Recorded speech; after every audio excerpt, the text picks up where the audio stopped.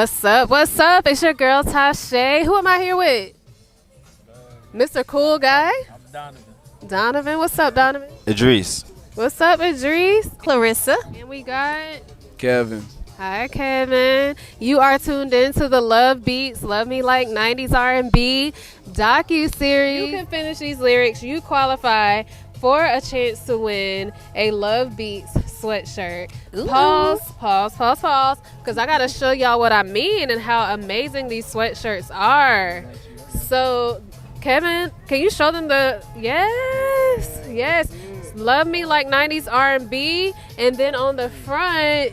it says Love Beats, right? Because love beats everything. So, these come in all different sizes. We also have t-shirts, you name it. But, like I said, in order to win, you have to finish these lyrics.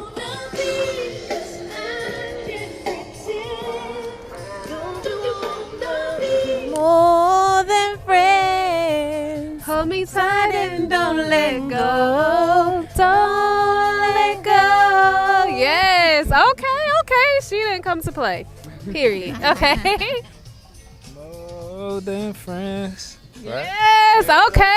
Yes. What about you? Are y'all familiar with this song at all? Okay. They know their 90s R&B. That's what I like to hear. Do y'all think that this is a love song? I feel like a lot of 90s R&B is. I agree. I feel like we have the generalization that 90s R&B equals love in general. What about you? Well, I was born in the 90s, so that's proof that, you know what I'm saying, there was a lot of love making going on in the 90s. For sure. How do you feel about the lyric, I live in misery when you're not around? Because I think it's toxic. What y'all think? I think it's toxic and it's showing too much vulnerability in my opinion. Is there a such thing? Toxic. Extremely toxic. In the song, she says, I live in misery when you're not around. How y'all feel about that? Do you think you should live in misery when when your lover is not around you? I don't think you should, but at the same time, I think she was putting it in the context. She obviously wasn't in misery, but she's just let him know how much she felt for him. She doesn't feel I'm not gonna say complete, because me personally, I feel like you should feel complete within yourself and not rely on somebody for that. But at the same time, I think that she was just trying to let him know that, like, I like it. You know what I mean? Yeah. Okay. I agree. Mm-hmm. So I feel like that's what I was saying before. Like, I feel like I understand the sentiment. I don't think you should live in misery when somebody isn't around, but you should be able to express that you value their presence, right? Yeah. So I think, like, what would be a better way to, how would you tell your special someone that? How would you say that? I want to hear. What's your line? Give me a sentence. I don't have a line or a sentence. What? You ain't got no game. You ain't. No, I'm not trying. As cool as you look. I got a good one. I'm gonna be like Jody off Baby Boy. Like, you're my rib. Yvette. All right, what's your line? How you gonna let your special someone know that you value their presence without saying I'm missing you so much I can't sleep? I honestly don't have a line. You know, it all depends on that person. You know, I don't have like a universal. What about you? I'm just gonna express appreciation. Like, you know, babe, I appreciate everything you do for me. I appreciate the time that we spend together. You know, like me and you, we rock. I feel like we can grow, we can continue to grow. Like, and I appreciate you as a whole, you as a person. And that does it. What about it makes it toxic? Like, is it okay to feel like you're incomplete when you're not around your partner or your partners? Absolutely not. Like, if you don't have happiness within yourself, how are you going to have happiness with someone else? Like, if you are literally giving somebody your all, what do you have left for yourself in order for your personal growth? Like, I'm not okay with, I'm going to completely die to myself and give you literally everything, you know, because then what am I left with? You know, so how can I build and go through my day without anything for myself? How can I move any type of way? Like if I have given you everything and you leave and I'm just like lost, and I'm like a sick puppy, like how can I live like that? Right. You know, that's terrible. You can't. And so I get the sentiment though. I live in misery when you're not around. I think that is very extreme. I'm not sure if she was actually living in misery or not. I would love to call her up and just ask. No, I'm just but One day. right? We need to get her on the Love Beats docu-series. But I get the sentiment because you do miss, like, whenever your special someone is not around, you do miss them. There is a void. There could be a void there. What's the question for you? Do you think that this song is a love song? It is. You think so? What about it though? What about it like strikes you to say, okay, this is a love song. This makes me think about my boo thing or my sneaky link or whatever, whoever you're thinking about. I feel like a love that kind of went left. A love that went left? Yeah. Okay, it does kind of give that vibe. Yes. The composition, and also she said, what's it gonna be? Are we gonna be more than friends? So to me, she seems like she wants to take it further, which eventually love comes with that. So I'll say it's a love ballad. That's good. That's a good take. What do you think that the message of this song is intended for? I'm going to pass the mic. Okay. So I think that message is intended for a friend who she wants to be more than friends with. It says it right in the lyrics, you know, don't you want to be more than friends? Yeah. I feel like this is somebody who she's been physically intimate with, and she's like, oh, okay, well, I'm happy with the physical intimacy. Now give me more stimulation, give me mental stimulation and stuff like that, you know what I mean? So I think it's intended for a friend who she likes a little bit more than just a friend. Yes. So like a friend with benefits. Friends with benefits. Absolutely. Yes. What are the benefits though? It's like physical stimulation, right? Physical stimulation. And you think that is that's the extent of their relationship currently? I feel like, yes, based off of the song lyric, I do feel like that is as far as it has gone. Yeah, I kind of see that as a situation where it's like you're wishing for that friends with benefits to go to the next level. What's the next level? Relationship, you know, like hold me close, don't let go. Like I want you, like for real want you, to keep you, to have you.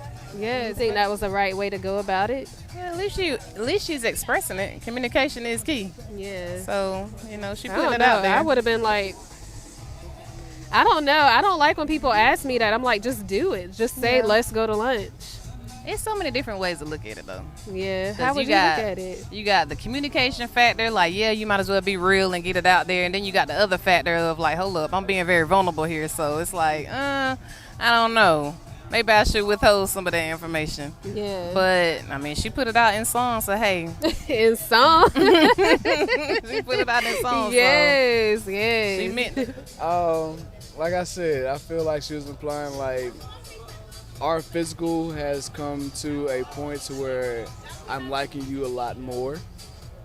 Now I feel like based off of our physical intimacy, our physical relationship, I want to see what you have in a different aspect, in a different capacity.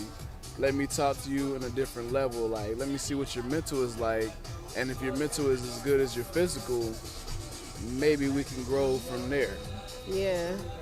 I don't know. I feel like it gets such a bad rep when you want to take things from physical to mental stimulation. But I feel like there's a way to go about it where it's not cringy. It does feel, I'm not gonna lie, it does feel cringe. Like if it's always been just physical, like don't ask me because that's just weird. Just do cringy? it. Yeah. I don't know. It's cringy. Is it just me? Like I feel like it's kind of cringy. Like if you feel like you need to put that much effort into asking me, can we be more than friends instead of just being a friend? Just be the friend. But see, if you gotta put that much effort into it, like obviously she's trying to communicate something more than what she's been getting. So if somebody's been getting that physical aspect, and it's like, okay, like I'm gonna be an adult about this. I got more feelings for you. Yeah. Let me talk to you about this. This is how I feel. This is what I want to see from you. This is what I want to grow from you. You know what I mean? So I can understand the cringy point about it, going at it in this aspect, but relationships are all about communication.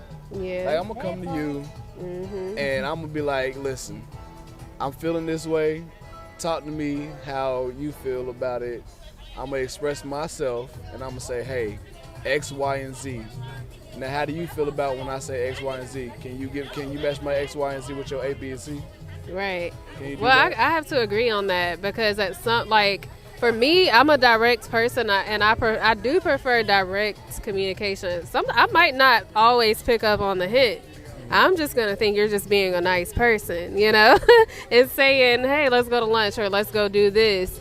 But I do believe that, I love organic growth. Also, make sure that you're on the same page, though. Yeah. So if you don't communicate that and you're thinking like, oh, well, I'm going to be this particular way and no, I'm going to be this way and I'm going to act this type of way, and then he's just going to automatically assume that this is what it is. Like, you do have to communicate that piece like, hey, I'm really feeling you. Yeah. You know what I'm saying? So if you never say that, then the other person, they might be out here talking to other people, messing around with other people, and you sitting over here like, dang, I thought it was just me and you. So you do kind of have to communicate that. I do agree though. Communication is key, and you have to know when you need to speak up and when you need to shut up. There's balance. Right. And knowing sometimes it's better just to feel it through, and sometimes it's better to be direct and say, hey, this is what I'm feeling. And she was very direct. She was letting it be known in this song. Like, she obviously it needed to come to that. I think that self-love was a factor in this song at all. What you think? Absolutely not. Absolutely not. Like, if you say, oh, I live in misery when I'm not around you, self-love is nowhere near there. Because like I said, you gave this person all your love and you don't have anything left for whoever. And you put yourself up under this other person. So, I don't think so. All right, but wait, she does say there'll be some love making, heartbreaking, soul shaking. I don't like the heartbreaking part, but soul shaking love, that's what I'm aiming for. So we talked about the toxic level. I give it a 6 out of 10. What do y'all rate it? Toxic level, 6 out of 10 for me.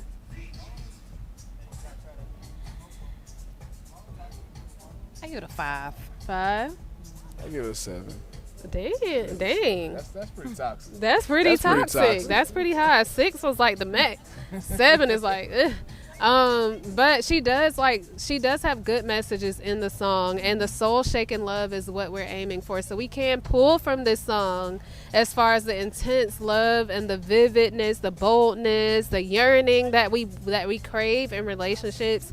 We can pull from this song. So I really appreciate it. Thank y'all for tuning in to Love Beats, Love Me Like 90s R&B docu-series. Make sure to subscribe, hit that subscribe button, and follow us on Instagram at Intimate Remedies.